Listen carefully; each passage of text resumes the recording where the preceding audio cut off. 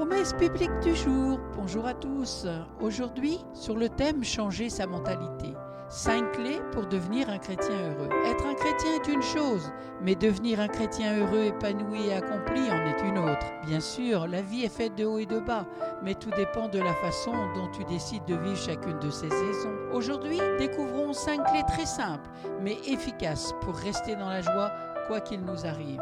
Lisons ensemble dans Jean chapitre 14 verset 27 où il est écrit « Je vous laisse la paix, je vous donne ma paix, je ne vous donne pas comme le monde donne, que votre cœur ne se trouble point et ne s'alarme point. » Psaume 23 verset 6 « Oui, le bonheur et la grâce m'accompagneront tous les jours de ma vie et j'habiterai dans la maison de l'Éternel jusqu'à la fin de mes jours. » Première clé, ne te stresse pas facilement. Le stress est l'ennemi numéro 1 du chrétien heureux. Non pas que celui-ci vive une vie sans problème et sans pression, mais parce qu'il a décidé d'adopter la bonne attitude pour y faire face.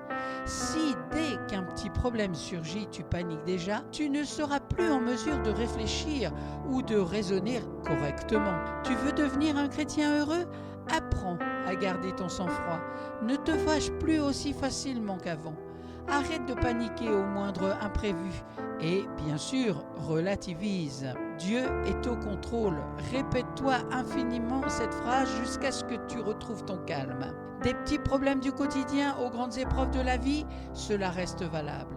Un repas brûlé par les enfants, un licenciement au travail ou une crise sanitaire comme celle que l'on a vécue, stresser n'est pas une solution. Bien au contraire, cela ne fait qu'empirer les choses. Deuxième clé pour devenir un chrétien heureux. Apprends à te réjouir des merveilleuses choses que Dieu te donne. Tout le monde est en quête de quelque chose, d'un objectif à atteindre, d'un projet à réaliser. Attention toutefois, car à force de focaliser toute ton énergie et ton attention sur ces choses, tu oublies d'apprécier et de savourer les merveilleuses bénédictions que Dieu te donne. Tu as une famille, un mari aimant, des enfants, un toit où te loger, une bonne santé.